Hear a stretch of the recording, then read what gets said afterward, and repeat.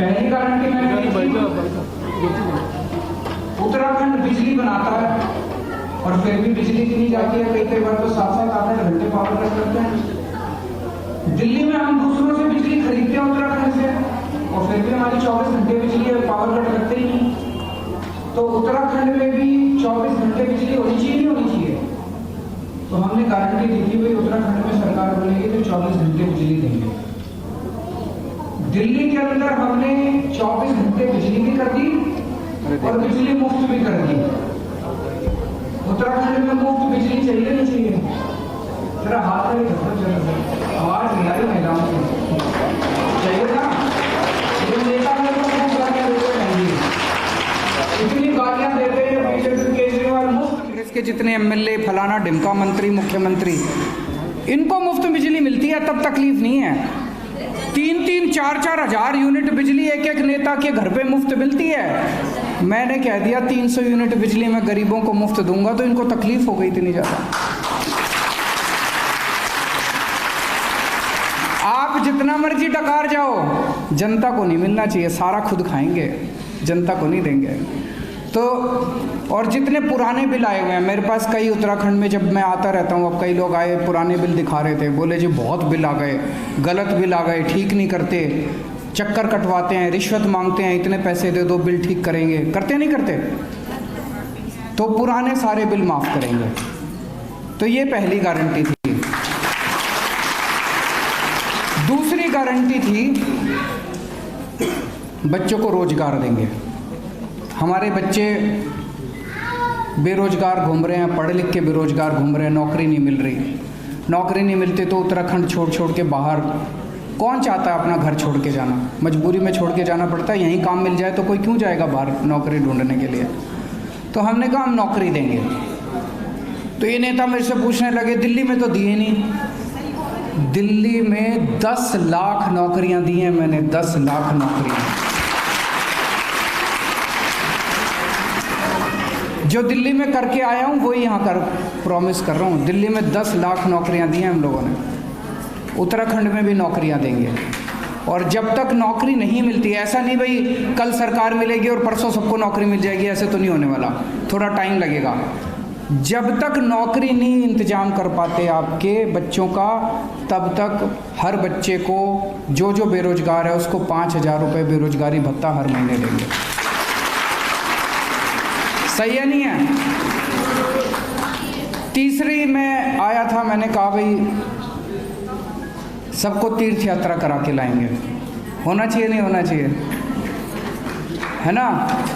श्रवण कुमार की कहानी तो सबको याद है, अपने माँ बाप को लेके गया था। आज तक कितने हजार साल पुरानी कहानी है, आज तक सबको याद है। तो अभी हमने दिल्ली में भी शुरू कर रखा है। दिल्ली में हम द्वारका, रामेश्वरम, शिरडी, हरिद्वार, ऋषिकेश, मथुरा, वृंदावन, अजमेर शरीफ, यहाँ सब लेके जाते हैं हम। अभी पिछले हफ्ते 2 गाड़ियाँ गई हैं दिल्ली से अयोध्या के लिए। 2000 लोग दिल्ली वाले, एक गाड़ी में 1000, एक गाड़ी में 1000, 2000 लोग अयोध्या तीर्थ यात्रा के लिए गए हैं, बिल्कुल मुफ्त। उनका एसी ट्रेन थी, वहाँ पे अयोध्या में एसी होटल में उनके लिए इंतज़ाम करा, आना जाना खाना पीना सब मुफ्त। इतना आशीर्वाद दे रहे थे, इतना आशीर्वाद दे रहे थे सारे। आप लोग जाओगे अयोध्या? कौन कौन जाएगी अयोध्या? जरा हाथ खड़े करो। अजमेर शरीफ कौन कौन जाएगा? जरा हाथ खड़े करो। और करतारपुर कौन कौन जाएगा? करतारपुर भी है उसमें। दिल्ली में हो रहा है, मैं झूठ नहीं बोल रहा, दिल्ली में हो रहा है। आपको भी फ्री तीर्थ यात्रा कराएंगे। और आज मैं खासकर महिलाओं के लिए बात करने आया हूँ। आम आदमी पार्टी की सरकार बनने के बाद 18 साल से ऊपर की हर महिला को हर महीने उसके अकाउंट में 1000 रुपये डलवाएंगे।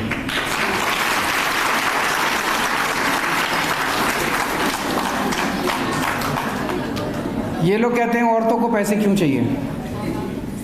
ये चाहते हैं कि ज़िंदगी भर औरत आदमी के सामने हाथ फैलाती रहे, बेटी बाप के सामने हाथ फैलाती रहे, बीवी हस्बैंड के सामने हाथ फैलाती रहे, माँ बेटे के सामने हाथ फैलाती रहे।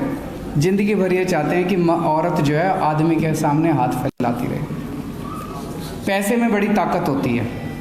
जेब में अगर पैसा हो तो आदमी को थोड़ा आज़ादी महसूस होती है। जाओ गोलगप्पे खा लो, एक सूट खरीद लो।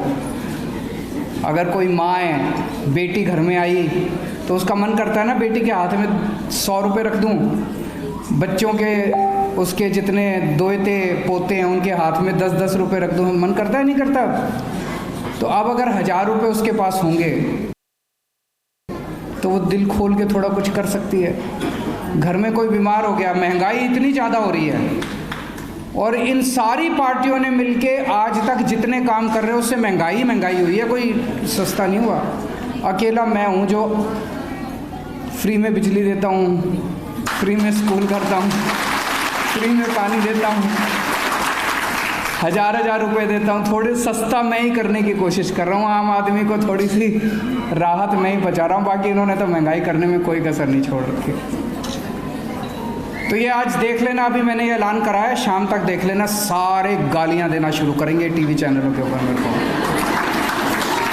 खूब गालियाँ देंगे, खूब गालियाँ देंगे। पैसा कहाँ से आएगा? पैसा मैं आज आपको बता के जा रहा हूँ। आप भी जब घर जाओ ना, कोई पूछे पैसा कहाँ से आएगा, मैं बता देता हूँ कहाँ से आएगा। उत्तराखंड का बजट 55,000 करोड़ है।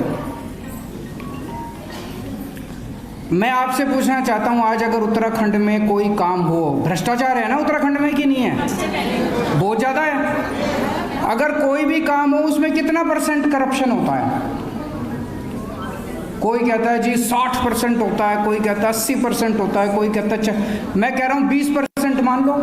20% तो खाई जाते हैं, ये है कि नहीं है? किसी काम के अंदर 20% तो खाई जाते हैं। ये 55,000 करोड़ का बजट है, उसमें से 20% मतलब 11,000 करोड़ रुपया हर साल ये नेताओं की जेब में जाता है और वहाँ से स्विस बैंकों में जाता है। ये स्विस बैंक में जो जाता है ना, ये रोकेंगे हम, ये 11,000 करोड़ रुपए। और ये महिलाओं को जो आज मैंने 1000 रुपये ऐलान किया है, इसके लिए केवल 3000 करोड़ रुपए चाहिए। तो ये 11,000 करोड़ रुपए बचा लिए तो 3000